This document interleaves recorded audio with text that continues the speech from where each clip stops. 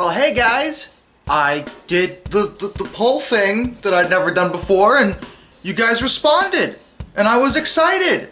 You know, cause like I get to hear what you guys want to see. I get to get your opinions and take it into account when it comes to, you know, production for this channel, and yeah, everyone wins.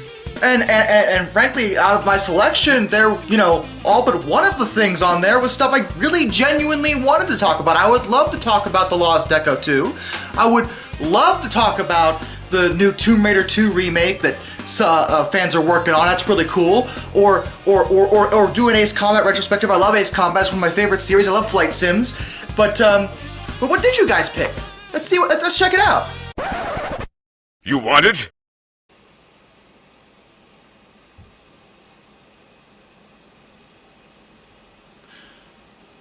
Why do you hate me? It makes me question why!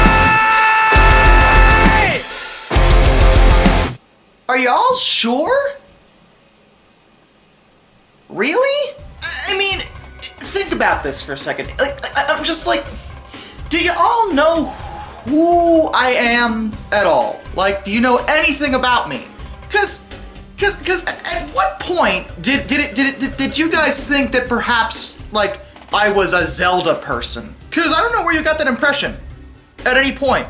Not a single time have I ever implied that I am a invested Zelda fan. And I certainly don't know if I'm the person to, like, bring anything new to this particular topic. Am I? I mean, it's not like I don't like Zelda, it's just I didn't grow up with it at all. Like, it was never my thing. I grew up with a Genesis, then a PlayStation, then a Dreamcast. The only Nintendo console I had was a Game Boy, and even that I only played Pokemon on. You know, for the longest time. I can't remember what my first Nintendo console was now beyond that. I think it was my GBA and DS. And even then I didn't play Zelda on them. Like, it was a long time before I gave the Zelda series a shot. I mean, I was aware of it, but it wasn't something I was super interested in. Even when I did play it, like, it was good. Don't get me wrong, I respect it as a series. It has a ton of quality games to it, and I understand why people like it, but it's just not really anything I'm super gung-ho about. Like, every time there's a new Zelda game announced, everyone around me is like super excited, like, oh my god, it's the new Zelda, yes, the best thing ever, woo! And I'm like, yeah, but what about Metroid? Where I'm at. Again, I'm not sneering at the series, it's just not something I've been really into historically. The only game I think I've ever reviewed for it was Hyrule Warriors, and real talk, I mean, that's a Zelda game only in the loosest of senses. I think that's a fair statement. Well, anyway, I guess you guys want me to talk about these, so fine, let's talk about Wand of Gamelon and Faces of Evil. I'm so excited. Can you not sense my overwhelming excitement for this? It's gonna be great. How about a kiss for luck? You've got to be kidding. Now, before I begin, I'm sure at least a few of you are probably like, wait a minute. If you're talking about CDI Zelda, what about Zelda's Adventure? I will answer this question. I can't talk about that one. See, I don't actually own a CDI, nor have I ever, and nor ever will I, because no. In addition, I never actually owned a copy of any of these games. Now, the reason why I can get away with playing Wand of Gamelon and Faces of Evil now is that some maniac, and I don't know why, actually made ports of them for PC, and this was very recent. He actually made a bunch of quality of life changes. The biggest one, I think, is making the jump button not up. It's actually tied to a single button now, which makes them a lot easier to play. So, and in many ways, these are the superior versions of these games. Zelda's Adventure has not actually gotten this treatment as of yet. And you might be saying, well, what about an emulator? Yeah, I looked into a CDI emulator. The problem with that is, well, no one's really bothered to get one working to any real extent, and even the ones that do work are apparently really spotty. And while I probably could get away with playing it on one of those, my issue with reviewing it in that context is that would that be fair to the game at that point? Because think about it. If something's going wrong with, like, frame rates or load times or anything of that nature, do I know for a fact that's the emulator or the game? hard to say. If I could play it on the original CDI, I'd be able to compare, but I can't do that. So it's not really fair for me to talk about a game that I can't play as it was intended, shall we say, or in an optimal environment. So we're gonna skip over Zelda's Adventure. And to be fair, looking at it, I'm probably going to hate it. It looks ugly. Hideous, in fact. I hate it, it's disgusting. Which is what brings me into Wand of Gamelon and Faces of Evil. Now, I'm gonna be talking about these games pretty much at the same time because they are outrageously similar. Not only were they released on the same day, but they share many assets, including magical items you can get as well as enemies. The only difference is that in one game you play as Link, and the other you play as Zelda. There's also different bosses and different stories. I do find it interesting in Wand of Gamelon's case, this is to date the only main proper Zelda game, not Hyrule Warriors, where you play as Zelda. And I really feel like Nintendo should have done that well before now. Like, technically, they still haven't done it. It just seems like an interesting idea that should be explored. I mean, what about like a Zelda game where like the genders are completely reversed? You already have a female Link, Linkle. Why not make a male Zelda? Zell. Yeah, that probably wouldn't work very well. Okay, I get that. But I do think it's an interesting concept to explore. You know, at least letting us play as Zelda. Not like a female lead hasn't been done before at this point. Come on, guys, we don't have to play this Link every time. I understand it's tradition, everyone likes Link, okay, there's nothing wrong with that. But my point is that it's interesting that Wand of Gamelon explored this idea that even Nintendo really hasn't done yet. The other thing about these games is they often get talked about as if they're like the worst things ever. And by comparison to the Zelda series, yeah, they're pretty bad. But you have to remember that, is there really a truly awful game in the Zelda series? I mean, there's a few that might be considered weaker than others, like Zelda 2. People seem to have issues with Zelda 2. And some people don't like Spirit Tracks, or Majora's Mask because they're wrong. Majora's Mask is my favorite. I'm just throwing it out there. My point is that Zelda, as a series, like, y'all are spoiled. Zelda is like an immaculate line of quality games. Outside of the CDI ones, you could probably pick any game in the series and play it and have a good time because they're all good in their own respective ways. The series has ups and downs, sure, but when it comes to the mainline games, it's hard to compete with Zelda's quality. And I think that's where the CDI games in particular falter quite a bit. They are absolutely not up to that standard of quality. But if you look at them as like side-scrollers, they're not that awful. There are some redeeming qualities about them. The first one that I notice is that the games look quite good, outside of the cartoon cutscenes we'll talk about later. We don't want to talk about those right now. Do you want to talk about those right now? That's what everybody knows about them. You know that. YouTube Poop made sure of that. But there's more to these games, so I'm going to try to steer around them, though they will come up occasionally. They're there. But they're not there as often as you would think. You want it? I want it. You want it? Yeah, I want it. I want to get the review going. You want it? It's yours, my friend, as long as you have enough rubies. Rubies? No, you mean rupees, right? You want it? I, as a non-fan,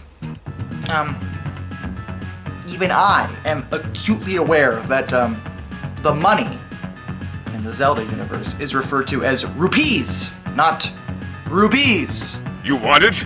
Moving swiftly onward. So again, we're skipping over the cutscenes for at least a moment. Visually, the game itself is actually quite nice. It looks pretty good, which is something you wouldn't have expected, but for 1993, the backgrounds are very colorful and the sprite work is pretty decent. And the animations are a little stiff, but nothing that I would consider like the worst thing in the world. It looks all right. And believe it or not, the music is actually good. Like, genuinely so. There were many times in this game where I was listening to the background music and I was actually enjoying it. It's pretty decent musically. I was surprised. The voice acting is of course trash, but it's likable trash. It's so weird and off-putting and just, I don't know. Now that the jump button is relegated to a single button as opposed to up like it used to be, the games are actually not only playable, but sometimes kind of fun. Jumping around, killing enemies, it's simplistic, but it works. It reminds me a little of Zelda 2 in that aspect, where you run around and just fight enemies. There are side quests, there are magical items to get, there are bosses to fight. I mean, there are elements here that I think people would enjoy, believe it or not. And the real surprising thing is that I think I can honestly say that out of all the CDI games I am personally aware of, these two are probably the best on the platform. They put actual effort to make these decent, and I don't think they're exceptional, but they're certainly playable when most of the CDI's library really wasn't, or it was just something you watched, or was a point and click, or something like that. These are actual, like, side-scrolling games, and in that vein, they do an alright job. It's just not at the level of quality we expect from Zelda. Also, saying that these are good by CDI standards is saying nothing at all, so I don't even know why I started this conversation. Alright, let's get to why everyone's here. You want me to tell you what's wrong with them. That's a long list. But, is that what you want? You want it? You want it? You want it? You want it? You want it? You want it? You want it? You want it? You're gonna get it. Because you asked for this. So both can suffer from a variety of flaws, but again, they're so similar that those flaws kind of overlap, so I'm going to talk about them both at the same time, but I will refer to specific game instances and tell you which one I'm talking about at the time. But first and foremost, yeah, those cutscenes. I just wonder what Ganon's up to. Woo! What is going on here? I don't honestly know what they were thinking. The notion of using cutscenes in the game was really good. I mean, that was part of the CDI's draw, was having CD technology, so you have enough storage space for this kind of thing. But if you're not gonna scrounge up enough money to make the animation decent, I would rather you just not. I shall keep her in my prison. And many have also wondered why the visuals are so bizarre.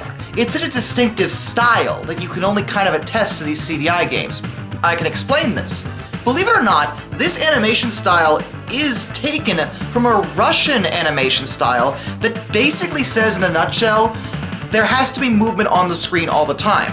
Now, when done well, it's actually an interesting and unique style. But here, this is hideously low budget, so it comes across as awkward, bizarre, and downright strange at times. Doesn't help that the voice acting is, well, we already went over that. Thanks, you saved me. That's the last time I'm going fishing. See you in Sakado. Great! I can't wait to bomb some dodongos! As for the stories in the games, well, I would tell you about them, but there's no point.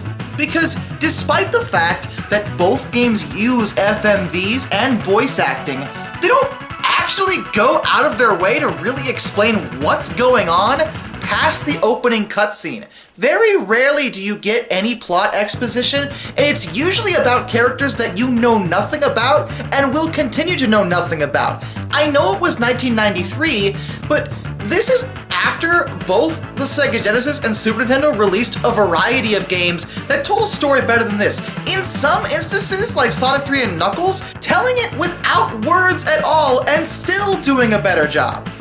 And also, we have to talk about the fact that, RPGs existed, and they used, text to tell the story with words. And here they have voice acting and full motion video, and at no point do they bother to really utilize this in a productive way. Most of the cutscenes are just off-putting and awkward. And seriously, there's more time devoted to Link getting sexually assaulted than to actually telling the story. No, seriously, he gets unwanted advances from women twice. And the only woman he seems to really be interested in getting a kiss from is Zelda, and she has him firmly in the friend zone. Because, I don't know, whatever. I mean, I shouldn't be surprised by Zelda's apathy towards someone who has probably saved her more times than she cares to count, at least in this continuity. Oh, you aren't aware of the CDI Zelda games continuity and, rich story lore? Well, good, nobody else knows it either. See, I'm pretty sure Zelda here is actually a clinical psychopath. She enjoys killing just a little too much. You've killed me! Good.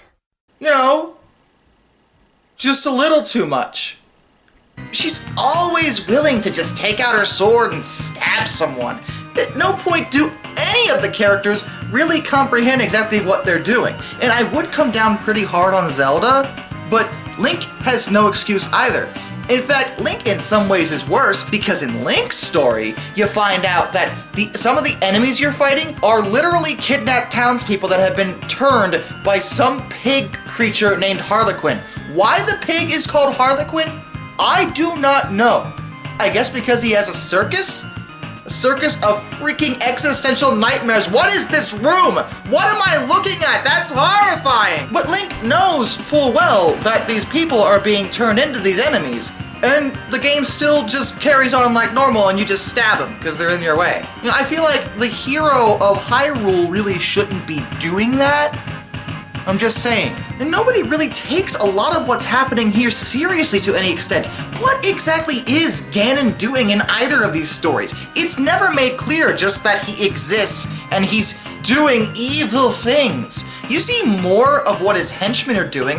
Ganon never seems to do much of anything except kidnap the king, who only put himself in harm's way, so he kind of asked for it, let's be fair. And Link is just way too into his adventuring. To begin with, how am I supposed to relate to Link at all from a plot narrative perspective? I think one of the biggest strengths of the Zelda series is that Link always comes across as an everyman, I guess you could say. He's just some kid, usually, and, you know, he starts from the ground up and works his way to being a hero of legend. He's the hero of lore by the end of the game. But in the beginning, for the most part, he's just some kid who just happens to be the chosen one. But you can relate to his story from a player's perspective a bit better because Link isn't anything extraordinary from the outset. He becomes that as you play the game and get stronger as you progress. In both of these games, it's pretty clear that not only has Link tangled with Ganon before, but it is often enough that he's super chill about it. He's even lamenting that Ganon isn't around for him to beat up. Is that how often this occurs here? Does Ganon just show up every week, do something evil, and Link stabs him again? Is that how this works? Even Zelda really isn't put off by the situation. The only time she frets or worries are when she realizes her father's been kidnapped. No, not when Link's been kidnapped, when her father's been kidnapped. Link can go jump off a cliff as far as she's concerned. Speaking of Link jumping off a cliff, I need to talk about game design for a second. Because seriously, what is the deal? Alright, I know I praised the backgrounds for their visuals, and yeah, they look very nice, but a lot of these, I'm unsure if they were ever meant to actually be used in a game. Because they kind of put platforms where they might be, but there's rarely a clear indication of exactly what's walkable and what isn't. And frankly, it gets pretty old, pretty quick, trying to figure out exactly where I'm supposed to be standing, especially when Link nor Zelda can swim, so if you fall in water, you die. Doesn't help that there are so many enemies, and most of them have some kind of projectile attack. It is a nightmare sometimes trying to avoid these. Hit detection is a dumpster fire in this game, so the notion of avoiding anything is out the window. I didn't need this many projectiles on top of it. It's one of the other guys, if you couldn't program decent hitboxes, don't put this many enemies on the screen. But of course they did that. That's exactly what they did. You do have answers to this. You can get the magic sword, which lets you throw projectiles yourself. And in Faces of Evil, Link gets a few other projectiles in the form of ice stones and fire stones. Of course, that means you have to keep track of your inventory, which is a whole nother nightmare because every time you want to access your inventory, you have to stop, crouch, then press the inventory button. You can't do it on the fly. And since you can only select one item at a time, that could be kind of a hassle. Certain enemies in Faces of Evil can only be killed by either the Ice Stone or the Fire Stone, and this is a real pain in the butt, especially when you actually can't get any Fire Stones without Ice Stones, because all the Fire Stones come from enemies that can only be killed by Ice Stones. So basically what you're going to be doing is farming Ice Stones, and then using those Ice Stones to get Fire Stones, and hoping you don't need more Ice Stones later, but then you do, so you have to go back and farm more Ice Stones, but then you run out of Fire Stones, you have to use those to get more Fire Stones, and it's just such An unspeakable cyclone of nonsense. Speaking of farming rupees exists, and while that isn't something you wouldn't see in other Zelda games, here, to begin with, it happens way more frequently than I care to admit. You can't actually just walk over the rupees to pick them up. No. That would be far too simple. Why would they let you do that in a side scroller? It's not like there's any other side scroller that lets you just walk and pick up collectibles. You know, we've never seen it before in Mario or Sonic or Zelda 2 or Metroid. In fact, I'm pretty sure like every other side scroller I could currently think of does not require you to actually hit a button to get collectibles. But this game does. You have to stab it with your sword. Every single individual rupee you have to stab. And that's how you interact with everything, including people who you get to talk to by stabbing them.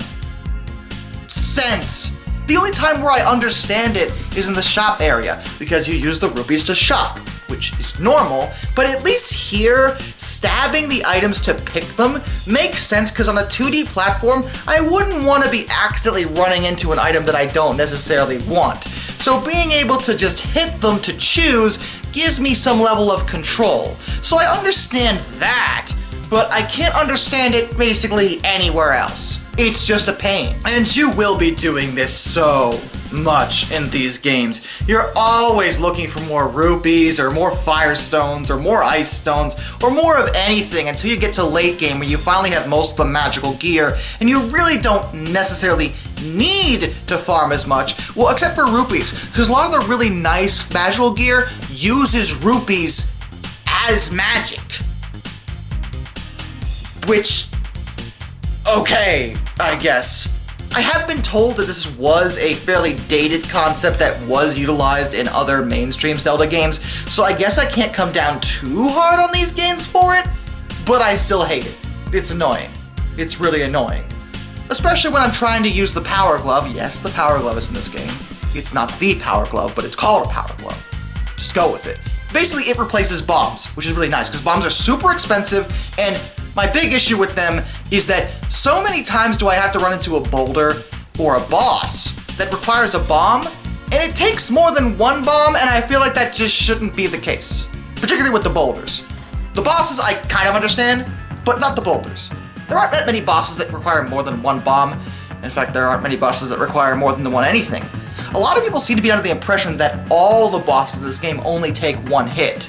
That's not strictly true. There are a few that take multiple, like 3 or 4. So it's still irrelevant, because you still bum rush them, throw their weakness in their face, and win.